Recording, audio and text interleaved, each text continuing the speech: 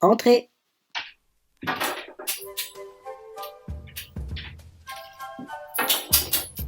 Oui, prenez place. Alors, on a parlé de votre cas. Vous parleriez tout seul devant votre mur d'alchimie dans votre chambre, ça je peux comprendre. Mais alors aussi de Pokémon et de dessins animés. Est-ce que vous pouvez m'expliquer pourquoi ? Parce que ça me plaît. Excusez-moi, vous mettez combien de thé à complètement taré ? 8. Non mais c'est pas pour ça que je vous ai appelé en fait, c'est Parce que vous parleriez à votre peluche prétendument taré. Bon bah très bien la peluche. Est-ce qu'on pourrait se concentrer sur ce que je voulais dire pour que cette intro puisse finir plus vite ? D'abord, vous devez admettre que vous avez un problème.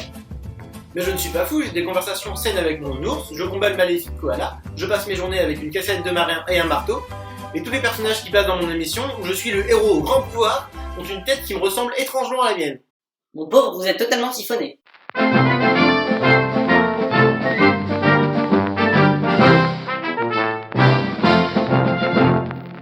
Elle était cool l'intro, hein ? Excusez-moi, mais je n'ai rien entendu. Rallongez-vous.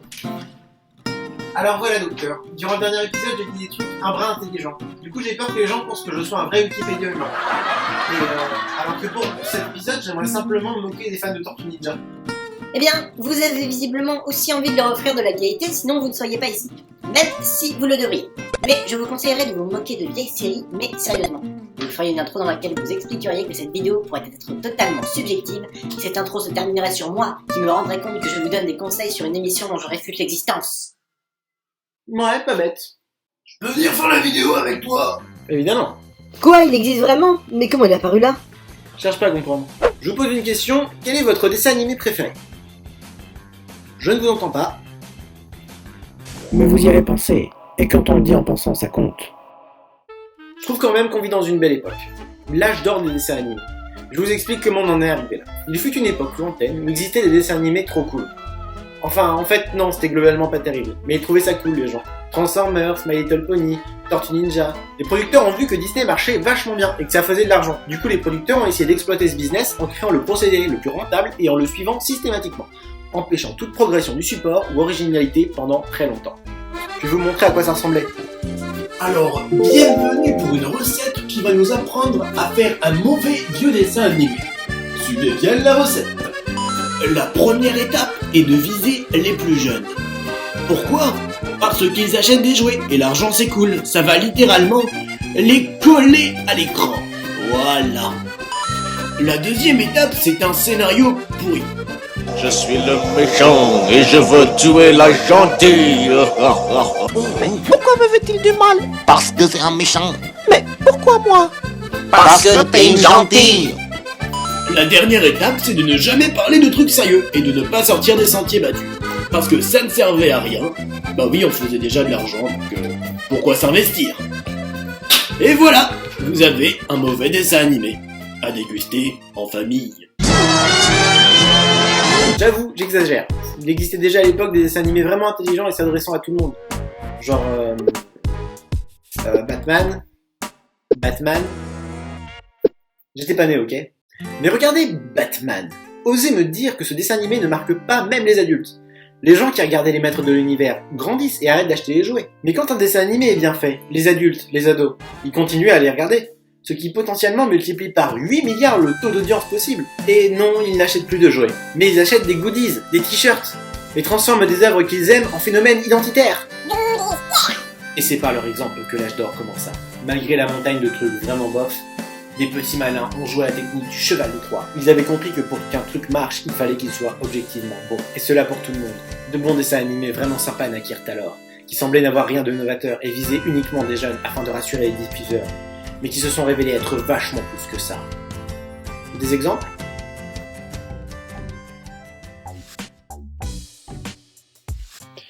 Bonjour, j'aimerais de l'argent pour pouvoir faire un dessin animé.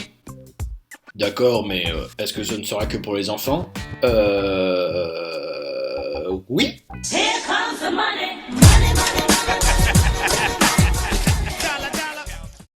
Wakfu s'est vendu comme une série pour enfants, avant de révéler qu'elle était en fait une épopée épique, badass et super cool. La série faisait des super parts de marché, mais quand France 3 s'est rendu compte que la série n'était pas aussi niaise qu'elle semblait, et s'était faite une immense fanbase d'ados et d'adultes, elle a pris peur, a essayé de déprogrammer le dessin animé et n'a pas voulu financer la saison 2.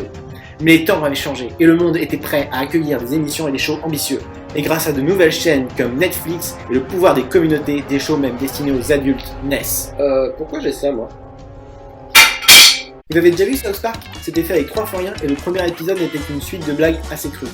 Mais très vite, cette série a très clairement pris un regard très critique et moralisateur sur la société en exploitant les possibilités de l'animation pour faire étudier avec intelligence des questions aussi complexes que la religion, les effets de masse, le racisme et aussi il tape sur Donald Trump.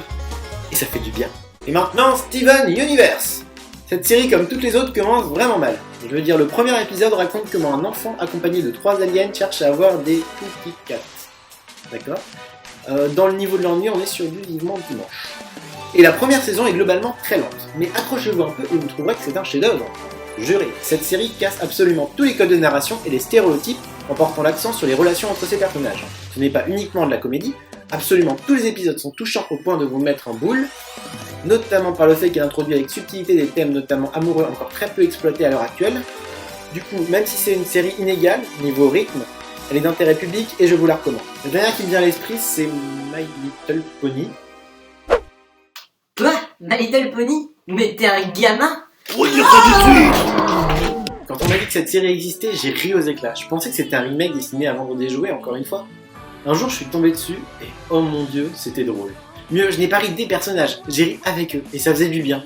C'est mignon, c'est coloré, il y a un peu d'action et en ces temps de crise, un peu d'idéalisme, ça remonte le moral. Contrairement à ce qu'il semble, les épisodes prennent le temps d'aborder les différentes facettes de l'amitié. Ça marche bien et c'est intelligent. Et je ne suis pas le seul à le penser. Une énorme communauté est née composée d'ados et d'adultes. Ça s'appelle les Brownies. Je sais pas ce que c'est. Rejoins-nous. Et franchement, ils font des super trucs, comme un jeu de combat gratuit hyper dur où l'ordi met la misère. J'aurais aussi pu vous parler de Gravity Falls avec des super jumeaux, beaucoup de mystères présents autant dans l'intrigue que dans les génériques, des références au cinéma d'horreur partout, ce qui ravira tout cinéphile, et un super sens du suspense, notamment à partir de la saison 2. Et il y a Rick et Morty et BoJack Horseman qui, avec leurs personnages névropathes, ont pour but de vous faire relativiser le existentiel de votre existence. C'est chouette bien. Je crois que j'ai fait à peu près le tour. Des séries auparavant des exceptions sont apparemment devenues la norme. Voyons donc voir leurs points communs et pourquoi elles sont si cool. Et salut, je suis de retour.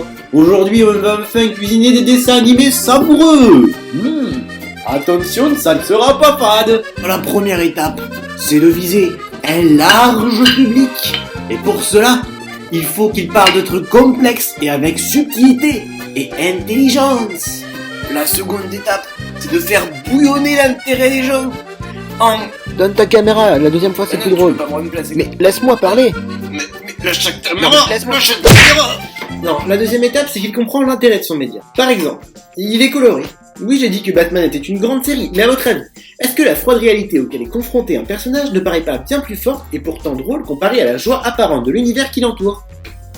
Je pose la question. Un autre point, ce serait de bien prendre en compte que comme c'est de l'animation, on va parler de sujets importants, sans les pointer directement, comme la couronne du roi des glaces, qui représente l'Alzheimer du personnage, sans jamais la nommer. Et une des dernières étapes, c'est de faire un mix de styles. Un des points principaux pour faire un bon dessin animé, c'est de croiser les flux. Une série humoristique, juste sans action, ou moment sérieux et déchirant, devient très vite ennuyeuse avec des personnages qui vont sembler être des coquilles vides. Au contraire, si on suit un vrai personnage qui a conscience qu'il est en danger, et à qui il arrive un truc marrant, là ça surprend, et c'est drôle.